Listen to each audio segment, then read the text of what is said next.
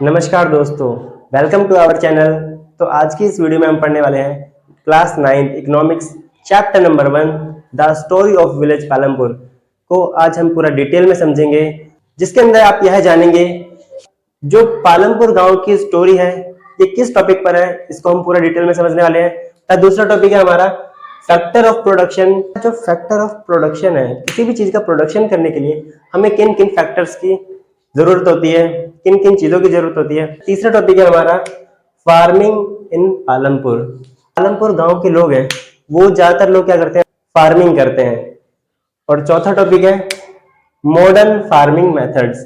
जो पालमपुर के लोग हैं वो फार्मिंग तो करते हैं, बट वो मॉडर्न तरीके से फार्मिंग करते हैं। पांचवा टॉपिक है हमारा land labour capital and entrepreneurship. Entrepreneurship नाम का वर्ड स्कूल में जरूर सुना होगा, क्योंकि इसके पीछे कुछ योजनाएं भी चली थी, सरकार ने इसको बहुत प्रमोट किया था। एंटरप्रेन्योर का मतलब होता है अगर कोई भी व्यक्ति, चाहे आप हो, आगे चल के कोई ना कोई काम स्टार्ट करोगे, कोई कारखाना खोलोगे, किसी भी फैक्ट्री को चलाने के लिए, किसी भी कंपनी को चलाने के लिए जिन मेन बेसिक चीजों की जरूरत होती है वो हम यहाँ पे जानने वाले हैं। लास्ट हमारा टॉपिक है non farm activities. Non farm activities है, यहाँ पे मतलब है कि कुछ लोग जो खेती करते हैं फार्मिंग, लेकिन बेटा सारे लोग तो फार्मिंग नहीं करते। कुछ लोग क्या करते हैं, वो कुछ और भी काम करते होंगे। तो जो लोग फार्मिंग नहीं करते, कुछ और काम करते हैं, उन्हीं को बोलते हैं नॉन फार्म एक्टिविटीज। अब ये नॉन फार्म एक्टिविटीज क्या हो सकती हैं? भेड़ पालना, डेयरी करना, गाय भैंस पालना, दुकान करना, ये सभी नॉन फार्म एक्टिविटीज। अगर आप भी क्लास 9 की प्रिपरेशन कर रहे हैं या फिर क्लास 9 में आने वाले हैं, ये वीडियो आपके लिए बहुत ज्यादा इंपॉर्टेंट होने वाली है। तो चलिए शुरू करते हैं स्टोरी ऑफ विलेज पालमपुर के बारे में।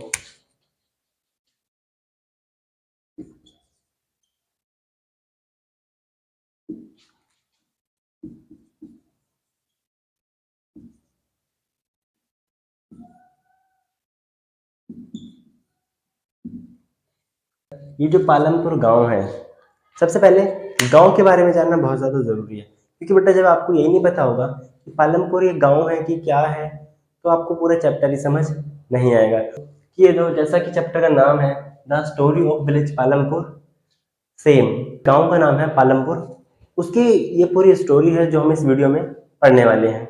ये जो विलेज पालमपुर है, यह एक काल्पनिक गांव है जो आपकी बुक के नजरिए से दिखाया गया है। रियलिटी में ऐसा कोई गांव है ही नहीं, यह एक हाइपोथेटिकल गांव है। इस गांव के अंदर ऐसा बताया गया है कि यहाँ पर जो टोटल 450 परिवार रहते हैं, 450 फैमिली है, 450, जिसमें से कुछ बहुत बड़े किसान हैं, कुछ छोटे किसान हैं, और कुछ लोग ऐसे हैं जिनके पास बेटा खेती ही नहीं है। तो वो क्या करते हैं, हम आगे जानने वाले हैं वो क्या करते हैं। कि ये जो विलेज पालमपुर है, यह अपने आसपास के गांवों से सड़कों के द्वारा जुड़ा हुआ है। यहाँ पर हाई स्कूल भी है, अच्छी सड़कें भी हैं, अच्छे कॉलेज भी हैं, और यहाँ पे हर सारी सुविधाएं हैं जो एक गांव के लोगों को चाहिए होती है। कुछ फैक्ट्रियां भी हैं और उद्योग भी हैं। इस गांव के अंदर हर सारी सुविधाएं हैं जो एक इंसान को चाहिए होती है, लेकिन फिर भी यहाँ के जो लोग काम करते हैं वो सबसे ज्यादा करते हैं बेटा खेती करते हैं। और खेती करके क्या करते हैं, वीट का प्रोडक्शन। अब आप ये सोचेंगे कि ये प्रोडक्शन क्या होता है? उत्पादन। प्रोडक्शन को हिंदी में बोलते हैं उत्पादन। किसी भी चीज को उगाना या बनाना, उसी को हम क्या बोलते हैं, प्रोडक्शन। तो चलिए यहीं से अपना नेक्स्ट टॉपिक स्टार्ट करते हैं, फैक्टर ऑफ प्रोडक्शन।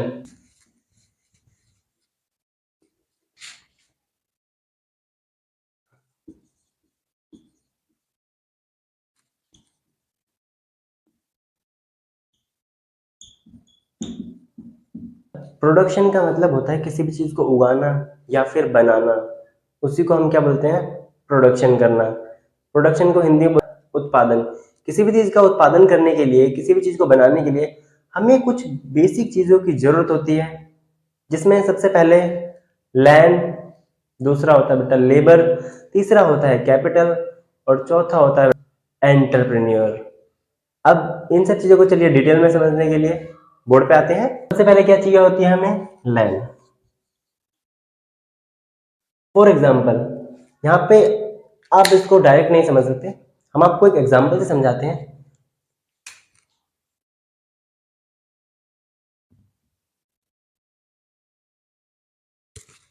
कोई नहीं, ड्राइंग थोड़ी खराब है, बट समझने के लिए आप इधर ध्यान दीजिए। ये कोई इंसान है, इसका नाम क्या रखें? इसका नाम रख देते हैं लालू।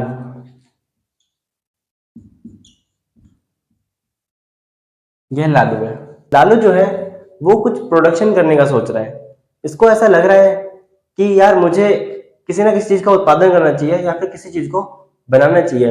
इसके माइंड में या फिर आपके भी माइंड में आगे चलकर यह जरूर आएगा कि हमें आगे चल के कोई ना कोई काम या फिर कोई ना कोई फैक्ट्री या फिर कोई भी काम स्टार्ट करने के लिए हमें कुछ बेसिक चीजों की जरूरत होती है। तो ऐसे यहाँ पे लालू है। यह लालू ने सोचा कि मुझे यार कोई फैक्ट्री लगानी है या फिर किसी भी चीज का प्रोडक्शन करना है, तो मुझे क्या क्या सामान चाहिए। तो यहाँ पे सबसे पहले लालू ने क्या सोचा कि मुझे क्या चाहिए, सबसे पहले एक जमीन चाहिए। अगर आप कोई भी फैक्ट्री लगाएंगे या फिर कोई भी काम स्टार्ट करेंगे, बेटा आसमान में तो करेंगे नहीं कि आसमान में फैक्ट्री लगा दी, ऐसा तो नहीं होने वाला। आपको जमीन तो लेनी ही पड़ेगी, चाहे रेंट पे लीजिए या फिर कैसे भी लीजिए। लेकिन सबसे पहले क्या चाहिए? लैंड चाहिए। सबसे पहले हमें चाहिए लैंड। लैंड का मतलब सिर्फ जमीन से नहीं है।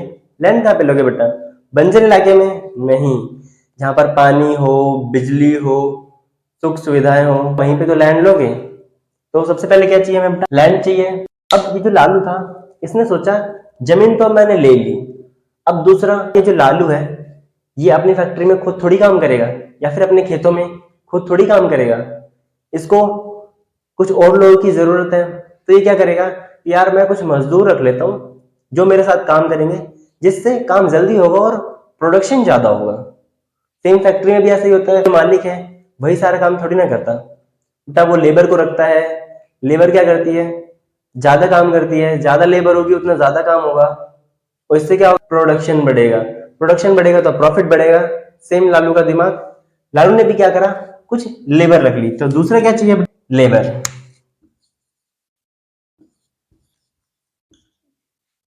मतलब लेबर से मतलब है यहाँ पे मजदूरों से, कुछ काम करने वाले लोग। अब लालू ने जमीन भी ले ली, लोग भी रख लिए। तीसरा हमें क्या चाहिए? पैसा। यहाँ पे पैसे से मतलब भौतिक पूंजी। भौतिक पूंजी को फिजिकल कैपिटल।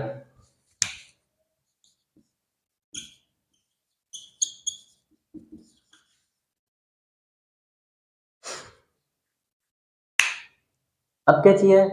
लालू ने सोचा मैंने जमीन भी ले ली, लेबर भी रख लिए, अब मुझे कुछ फिजिकल कैपिटल चाहिए। जैसे कि अगर आप कोई भी कारखाना लगाते हैं या फिर कोई भी काम स्टार्ट करते हैं, उसके लिए आपको कुछ मशीन चाहिए, कुछ सामान चाहिए।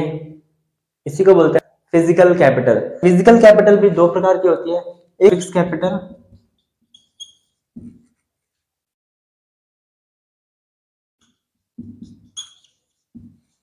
और दूसरी होती है वर्किंग कैपिटल।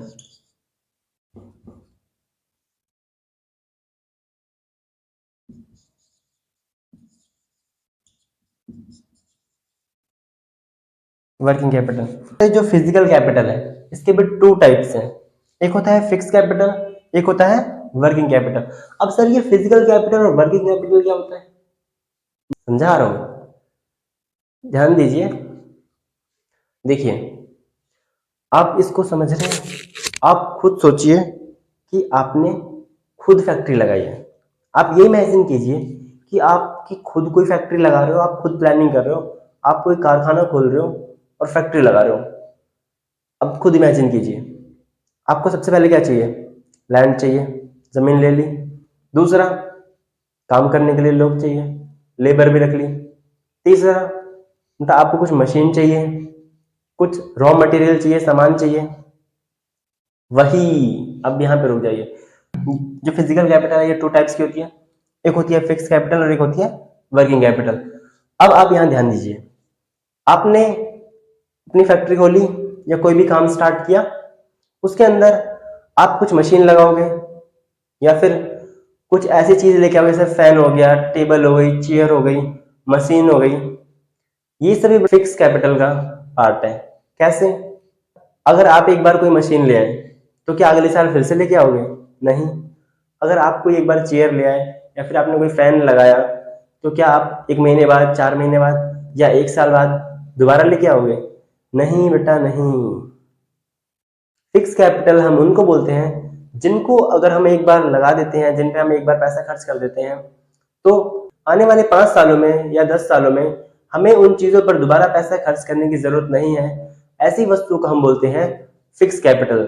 जैसे कि नाम से ही है, फिक्स कैपिटल ऐसी चीजें जिन्हें एक बार हमने अपने फैक्ट्री में लगा दिया तो दोबारा हमें उस चीज को लगाने की जरूरत नहीं है। ऐसी चीजों को बोलते हैं फिक्स कैपिटल। क्या आपको ये समझ आया? दूसरा है वर्किंग कैपिटल। पहला हो गया फिक्स कैपिटल, दूसरा वर्किंग कैपिटल। अब फॉर एग्जांपल आप इमेजिन कीजिए आपकी फैक्ट्री है। अब आपने ऐसी चीज तो लगा दी जिनको आप डेली डेली नहीं लगा सकते या कुछ महीने बाद नहीं लगा सकते। मशीन लगा ली, अब वो आराम से 10-15 साल चलेगी। पंखा लगा लिया, वो आराम से 2-3 साल चलेगा। टेबल भी आराम से 5-7 साल कहीं नहीं जाएगी। लेकिन कुछ ऐसी चीजें भी हैं जिन्हें आपको डेली लाना पड़ेगा, जिन्हें आपको हर हफ्ते लाना पड़ेगा। जैसे बोलते हैं रॉ मटेरियल। आप ऐसे समझिए, ये मार्कर है। इस मार्कर को बनाने के लिए बेटा प्लास्टिक का यूज हुआ होगा। जो प्रोप्राइटर होगा, जो फैक्ट्री का मालिक होगा, उसने मशीन तो लगा रखी होगी। वो मशीन तो 10 साल से चल रही होगी।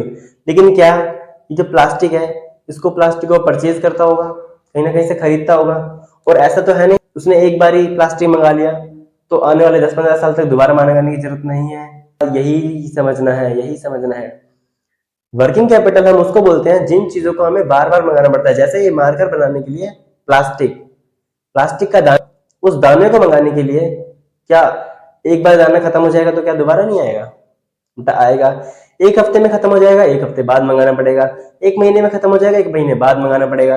तो ऐसी चीजें जो टाइम टाइम पर खत्म हो जाए और आपको उसे मंगाना ही पड़ेगा, ऐसी चीजों को बोलते हैं वर्किंग कैपिटल, जिनके बिना काम नहीं चल सकता क्योंकि आपको उन चीजों को मंगाना ही पड़ेगा। तो ऐसी चीजों को हम बोलते हैं वर्किंग कैपिटल। तो क्या आपको ये समझ आया कि फिक्स कैपिटल किसे कहते हैं, वर्किंग कैपिटल किसे कहते हैं? अगर यह समझ आया हो तो प्लीज लाइक और कमेंट जरूर कीजिए ताकि मुझे पता लग सके कि आपको मेरी बात समझ आ रही है कि नहीं आ रही। तो fix capital and working capital के एग्जाम्पल जो आपको एग्जाम में जरूर लिख के आने हैं। जैसे फिक्स कैपिटल, इसका एग्जाम्पल हो सकता है मशीन, टूल्स, ट्रैक्टर, बिल्डिंग। यह सारी चीजें अगर आपने एक बार इन पर पैसा खर्च कर दिया तो दोबारा हर साल खर्च करने की जरूरत नहीं है। तो ये किसके एग्जाम्पल होंगे? फिक्स कैपिटल के। एंड देन वर्किंग कैपिटल जैसे मनी, रॉ मटेरियल, सीड्स। यह सारी चीजें क्या अगर आप एक बार ले आए तो दोबारा नहीं लेके आओगे? क्योंकि यह सारी चीजें खत्म हो जाती हैं 1 हफ्ते बाद, 2 हफ्ते बाद, 1 महीने बाद। तो यह वो चीज है जिनको आपको बार बार लाना पड़ेगा, इसलिए इनको बोलते हैं वर्किंग कैपिटल। तो क्या आपको यह दोनों चीजें समझ आई? चौथा टॉपिक है हमारा ह्यूमन कैपिटल या फिर एंटरप्रेन्योर। आपने ये एंटरप्रेन्योर नाम का वर्ड जरूर सुना होगा बहुत बार, स्कूल में, नहीं तो न्यूज़ में या फिर न्यूज़पेपर में आपने बहुत बार ये वर्ड सुना होगा कि एंटरप्रेन्योर बने, एंटरप्रेन्योर बने। गवर्नमेंट बेटा इसके लिए एक स्कीम भी लेके आई थी, ईएमसी करके, एंटरप्रेन्योरशिप माइंडसेट करिकुलम। शायद आपके स्कूल में भी आई हो। इस योजना के तहत सरकार ने बच्चों को एंटरप्रेन्योर बनने के लिए आकर्षित करा था। उनको एंटरप्रेन्योर बनने के लिए प्रभावित किया कि जो सभी लोग हैं वो एंटरप्रेन्योर बने, सभी जॉब पर आकर्षित ना रहे, जॉब पर डिपेंड ना रहे, वो एंटरप्रेन्योर बने, अपना खुद का काम स्टार्ट करें या फिर लाइफ में कुछ अच्छा काम स्टार्ट करें या फिर कुछ नया कर सकें। इसके लिए सरकार ये स्कीम लेके आई थी एंटरप्रेन्योर। तो फॉर एग्जाम्पल आप इमेजिन कीजिए जैसा मैं बता रहा हूँ आप सेम टू सेम इमेजिन कीजिए। आप बड़े हो गए 24-25 साल के और आपको जॉब नहीं करनी, आपको अपना खुद का कुछ काम स्टार्ट करना है, आपको खुद का कुछ फैक्ट्री लगानी है या फिर कोई भी नया काम स्टार्ट करना है। तो आपको क्या बनना पड़ेगा? एंटरप्रेन्योर। आपको पहले उस चीज़ की नॉलेज लेनी पड़ेगी। अगर आपके पास नॉलेज होगी तभी आप एंटरप्रेन्योर बन पाएंगे। तो सबसे पहले क्या चाहिए? आपको नॉलेज चाहिए। दूसरा, आपको रिस्क मैनेजमेंट सीखना होगा। अगर एंटरप्रेन्योर बनना है तो रिस्क को लेना पड़ेगा। बेटा रिस्क है तो इश्क है, सुना होगा जरूर आपने। एंटरप्रेन्योर बनना है तो बेटा रिस्क लेना पड़ेगा। उसके लिए उस काम की, जिस काम को आप स्टार्ट करने वाले हैं, उस काम की नॉलेज लेनी पड़ेगी और उस काम का रिस्क लेना पड़ेगा, तभी बेटा आप क्या कमा पाओगे, प्रॉफिट। ऐसे पैसे नहीं कमा लिए जाते बेटा, उसके लिए रिस्क लेना पड़ता है। क्योंकि बेटा रिस्क है तो इश्क है, रिस्क लोगे तो प्रॉफिट कमाओगे। तो एक ऐसा इंसान जो कोई कार्य को स्टार्ट करता है, उसको मैनेजमेंट करता है, रिस्क लेता है और प्रॉफिट कमाता है, ऐसे इंसान को हम बोलते हैं ह्यूमन कैपिटल या फिर एंटरप्रेन्योरशिप। आपको समझ आया? अगर आपको समझ आया तो एक प्यारा कमेंट जरूर कीजिएगा। अब हम पढ़ने वाले हैं अपना नया टॉपिक, फार्मिंग इन पालमपुर।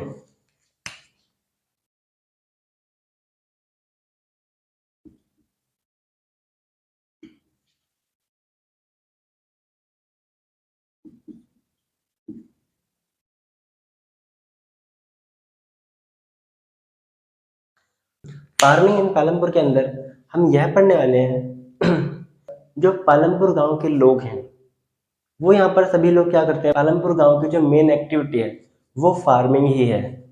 लेकिन फार्मिंग करते करते ये लोग बहुत सालों से फार्मिंग करते आ रहे हैं, उसी से अपना घर बार चलाते हैं, खाना पीना चल रहा है, उसी से खा पी रहे हैं, जिंदा है, उसी से पैसे भी कमा रहे हैं, सिर्फ और सिर्फ फार्मिंग की वजह से।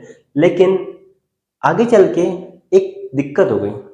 पहले वो प्रॉब्लम बहुत छोटी थी, लेकिन धीरे धीरे वो छोटी सी प्रॉब्लम बहुत बड़ी प्रॉब्लम हो गई है, जो आज के टाइम पर भी अवेलेबल है। मैं इसको आपको एक एग्जांपल समझाता हूँ।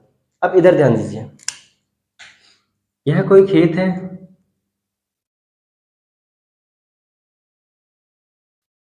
अब ऐसा समझिए यह एक गांव है। क्या है ये? विलेज,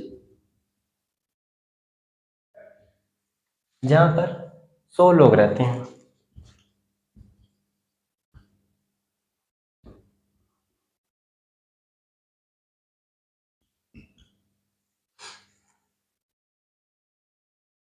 यहाँ पर कितने लोग रहते हैं? 100 लोग रहते हैं। लेकिन ये जो गांव है ये 5 एकड़ में है। यह जो गांव है ये 5 एकड़ में फैला हुआ है, और यहाँ पर ये जो 100 लोग हैं ये सभी के सभी खेती करते हैं, उसी से अपना जीवन चला रहे हैं और गुजर बसर कर रहे हैं। लेकिन धीरे धीरे क्या हुआ, 100 लोग हैं, धीरे धीरे बड़े भी होंगे, इनके बच्चे होंगे, वो बच्चे भी धीरे धीरे बड़े होंगे, उनकी भी शादी होगी, फिर उनके भी बच्चे होंगे। धीरे धीरे 10 साल में या 20 साल में इस गांव की जनसंख्या बढ़ेगी। बेटा गांव की जनसंख्या तो बढ़ेगी, क्योंकि धीरे धीरे जब फैमिली बढ़ेंगी तो जनसंख्या भी बढ़ेगी। इससे क्या हुआ, 10-20 साल के अंदर इस गांव की पॉपुलेशन 100 लोगों से 500 लोग हो गई। 100 से कितनी हो गई? 500। अब पहले के टाइम में ये 100 लोग इस 5 एकड़ जमीन में खेती करके खा रहे थे। लेकिन अब इस 5 एकड़ जमीन पे कितने लोग हैं खाने वाले? 500। इन 500 लोगों को खाना चाहिए, लेकिन उगाने के लिए जमीन कितनी है? 5 एकड़। 10 साल पहले भी 5 एकड़ जमीन थी, और 10-20 साल बाद भी कितनी जमीन है? 5 एकड़। जनसंख्या बढ़ गई। एक चीज ध्यान दो इधर, जनसंख्या 100 से 500 हो गई, लेकिन जमीन कितनी है? पहले भी 5 एकड़ थी और अब भी कितनी है? 5 एकड़। बच्चे तो कॉम्प्लेन पी के बड़े हो गए जल्दी जल्दी। क्या ऐसा कर सकते हैं कि जमीन को भी कॉम्प्लेन ला देते हैं, जमीन भी बड़ी हो जाएगी? नहीं, ऐसा नहीं हुआ। देखो जनसंख्या तो बढ़ गई, लेकिन जमीन क्या, जमीन तो उतनी रह गई।